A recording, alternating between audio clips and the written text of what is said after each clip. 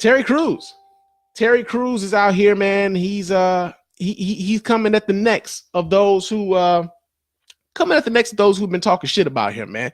And we're gonna get this story here. This actually comes out of this comes out of news1.com.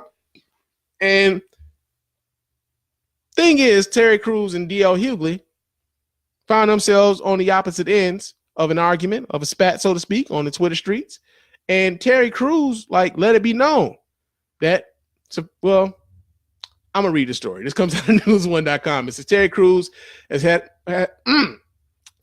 enough of being bullied by the likes of Tariq Nasheed's ashy ass. I said that. 50 Cent and especially D.L. Hughley. The actor laid into the comedian after a back and forth on Twitter. Terry wrote on Twitter just hours ago, "I have looked up to you my whole career as one of the funniest, most talented people I've ever seen. I remember when I saw you warming up the crowd at Fresh Prince of Bel-Air, and I thought, this man is a genius. But now you're an example of when comedy turns to sarcasm and cynicism, and you find it extremely easy to get jokes at someone else's expense. You mock my success, but all I ever did was support you."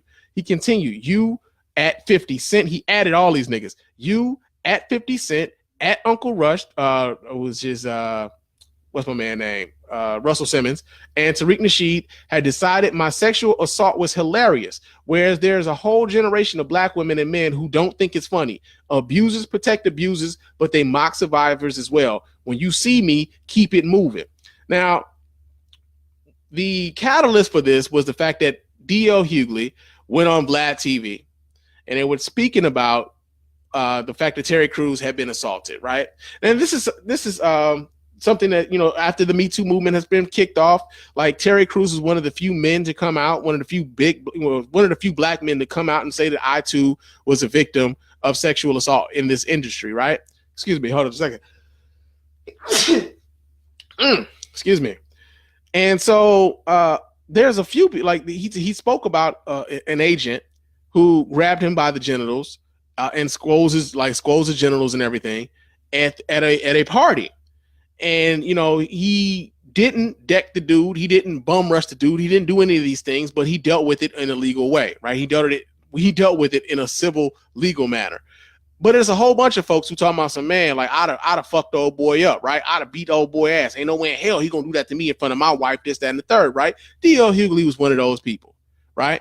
Because there's this attitude about Terry Crews. You look at him in stature, Terry Crews is a big motherfucker.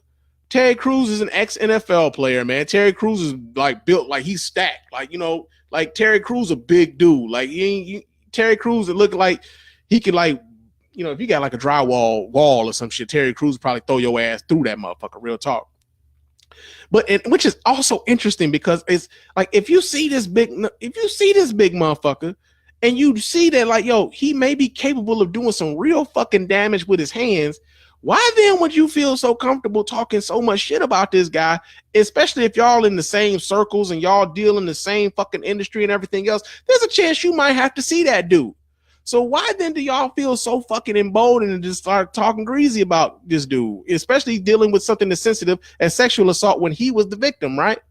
Now, D.L. Hughley and Terry Crews were going back and forth about this particular issue. And at some point, D.L. Hughley suggested that Terry Crews should have slapped the shit out of the dude who sexually assaulted him at this party. There's no way you can pay me to let the dude assault me in front of my wife and everything else. To which Terry Crews was like, well, should I slap the shit out of you? Right? Should I slap the shit out of you? Because we got issues now, right? We got issues. Should I slap the shit out of you? And this is where the discussion around toxic masculinity starts taking place online.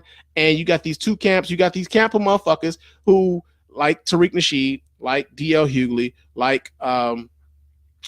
who else? 50 Cent. 50 Cent is like a troll, man. Nobody really pays attention to the shit that 50 Cent says. At least I hope not. Right. But there's that contention of folks who were like, oh man, how you gonna come at him, man? Why you coming at him like that? It's D.L. Hughley. D.L. Hughley, why you got all this energy for D.L. Hughley? As a matter of fact, let me go ahead. Let me play this because D.L. Hughley actually addressed this on his radio show earlier earlier this week. Let me pull this up. That's one of those. For comedy. Instead, if they were put the cameras, I want to hear you. That's where I call out Hughley and others.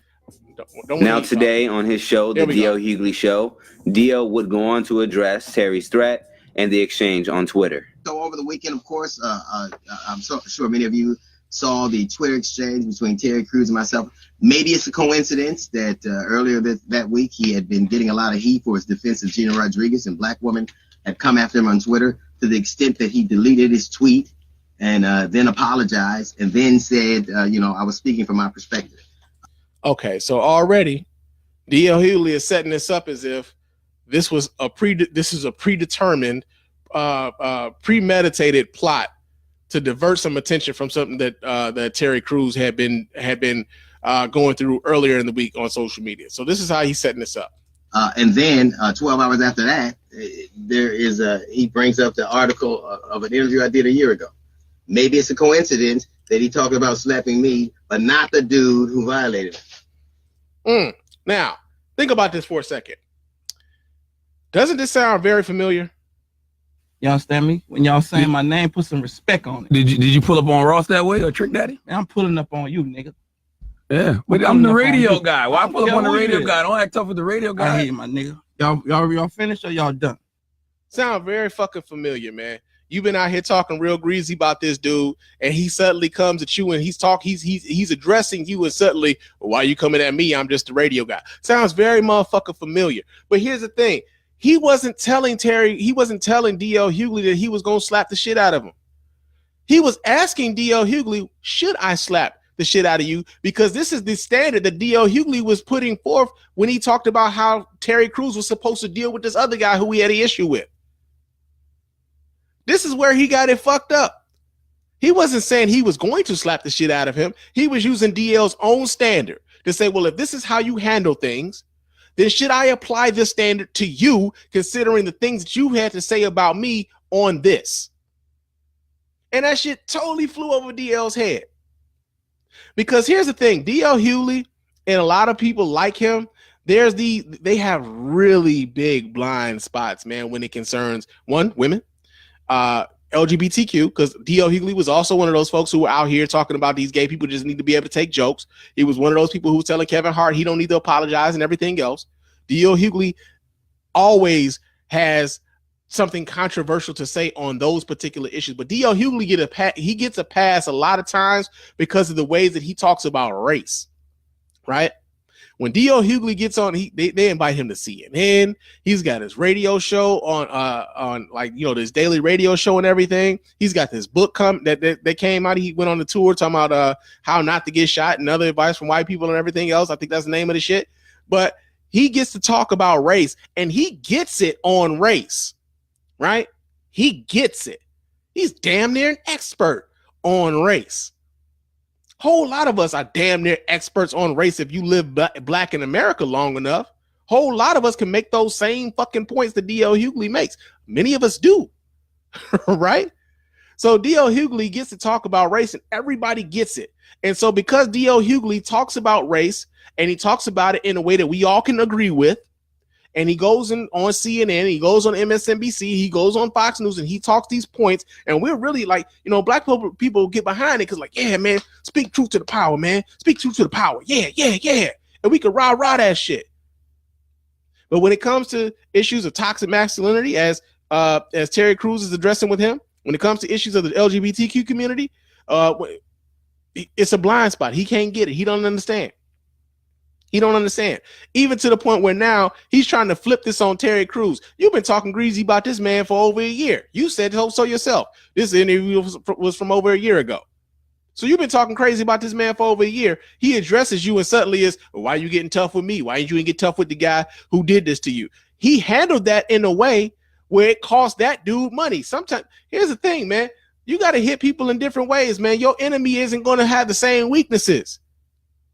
You know what a whole lot of white people's weaknesses? Hell, you know what everybody's motherfucking weakness is? Getting hit in a fucking pocket. The dude who was harassing him or sexually assaulting him, no longer working. had to give up his job, like, and they had to pay out here. They had a civil suit that Terry Crews, they settled with Terry Crews, had to pay out money to Terry Crews. Terry Crews got paid on that back end.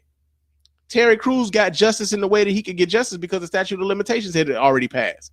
Terry Crews got justice for him that worked for him, right? But D.L. Hughley is going to do some more justification in this. He's going to try to justify this more. So check this out. Terry apologized for speaking from his experience. I do not. I spoke from mine. Even in the Vlad interview, I never said what he should have done. I said what I would have done. Because in my experience, the way I grew up, if you let people violate you, they kept doing it. I'm not victim shaming. You call it toxic masculinity. I'll call it survival. That was the. Hey, man. First of all, it's very easy for niggas who aren't in that particular predicament to say how they would have done that particular thing, right? Like D.L. Hughley, it's very fucking easy for you to be like, well, you know, this is how I grew up. You know, if somebody did this to me, I would have did this. Nigga, we'll never know because you ain't been in that spot. And now if you do get in that spot, you better act out the same way that you said that you were telling everybody else you would. Because we're looking for it now. We're looking for it. And it went completely over his head that Terry Crews wasn't threatening to slap the shit out of him. He was saying, hey, man, if this is the standard that you applied, and how would you feel if I applied it to you? How would you feel if I applied your standard to you? And many people just like it, they can't make the connection. Like Terry Crews had this point that like, yo, they already see me as this big hulking brute. That's already the stereotype that he has coming in.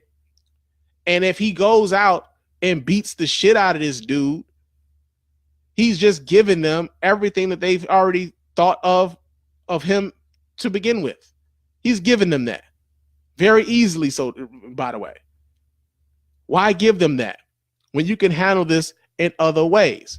Sometimes you playing chess, sometimes you playing checkers.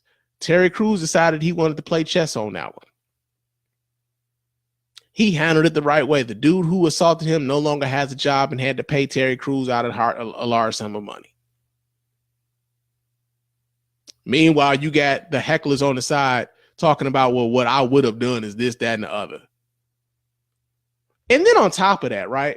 So you talk about, you say what you would have done and everything else. And you act as though you aren't questioning that man's manhood by saying, well, I would have handled it like this. Something's up with him that he did not handle it like this. Let's make no mistake about this, man. Like anybody who's been in America, anybody who's been a male for like, hell, you ain't even got to be a male. Anybody who's from anywhere knows what what you're insinuating with that. Many of y'all in that same little camp. He was talking about Tariq Nasheed too. Some of y'all were like, yo, man, you know, it's that gay agenda, man. Like you put up with a whole lot, man, just to get them little white trinkets, man. Y'all been questioning that man's manhood. Y'all been questioning his sexuality. Y'all been questioning a whole lot about that guy. And then he finally says something that's like, whoa, whoa, whoa. I'm the radio guy. Why are you talking shit to me? Why you ain't got that energy for that white man that just paid you all his money and lost his job? He's only applying your principle to you. It's amazing, man. It's just kind of amazing to like watch this shit play out. A 50-year-old black man who in many other cases would know better, right? If this was a racial issue, D.L. Hughley would probably have all the motherfucking sense in the world. I don't know why he don't have the sense enough to not be agitating that man. Like, hey, man, you probably don't want no parts of Terry Crews, man.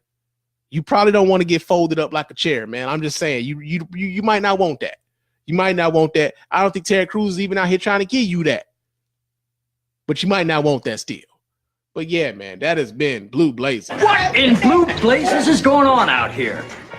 This nigga just say Blue Blazers.